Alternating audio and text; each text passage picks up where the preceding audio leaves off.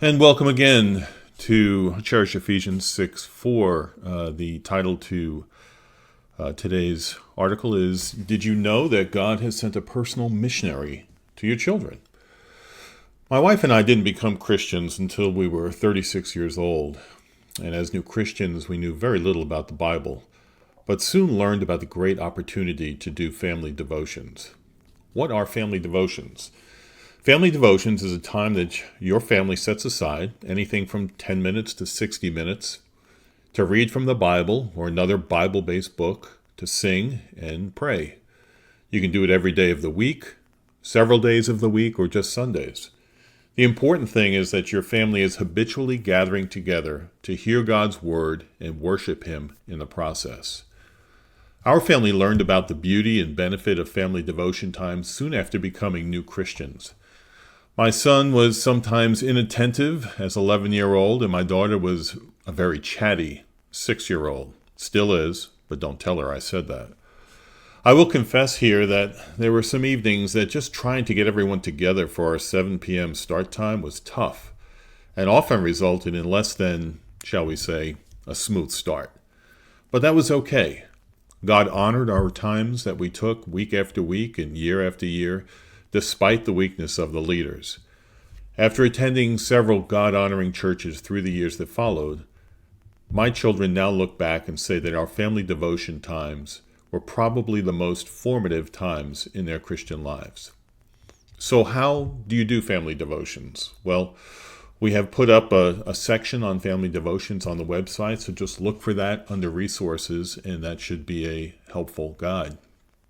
But why do family devotions?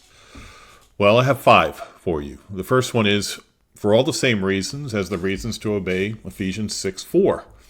Family devotions are part of raising your children in the discipline and instruction of the Lord. 2, because God is worthy to be worshiped throughout the day in various ways. Family devotions is just one of those ways and is done by the family when they read His Word, they sing, and they pray together. 3, because you need to take advantage of every opportunity to counter what your children see and hear in today's anti-Christian culture. 4, because it gives you an opportunity to model to your children the incredible importance of a life that gives time to learning more about God's Word. Simply put, if it is not important enough for you to spend time with God through Bible reading, you cannot expect your children to place a value on their own time with God. We are not Sunday morning only Christians. And 5, because it brings the family together, encouraging and building the beauty of the God-designed family unit. So, at this point in your mind, you may be saying, I can't do it. And I have several I can't do it's here that I would like to speak to. First, I'm not going to address the excuse that you don't have the time. I believe we all get done each day what we deem to be most important to us, and this needs to be one of those top priority things. Will you have to look at your schedule and think about what things are most important to God? Yes, I'm sure that you will, and some of those things that you love and have no eternal value may have to go. Ouch. Here are a couple of other objections that may come to your mind. I'm uncomfortable. Okay? Well, maybe you are uncomfortable or feel inadequate. My answer to you is, you ready? Get over it. It doesn't matter that you haven't done it before, or that the family you grew up in did not do family devotions. Start a legacy that your children will one day carry into their families. We're talking about your grandchildren here. If you don't know much about the Bible or you're a new Christian, begin with a resource that can guide you. Listen to Joshua 24:15, as he said, "But for me and my house, we will serve the Lord." Another potential excuse or reason to not do it, I have young children that can't understand.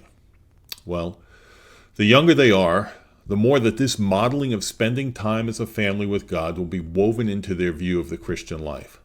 This is also a training opportunity to train children to sit for a while, like they will be sitting in other settings like church, while listening to others. Obviously, you should be considering the level of teaching and singing to their age level, but those lasting impressions will still be made. Here is the bottom line.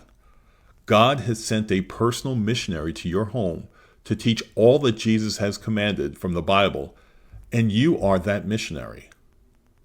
And by the way, your kids may be grown and out of the house, but if you know a young Christian family with children, please share this article. Thanks very much for listening.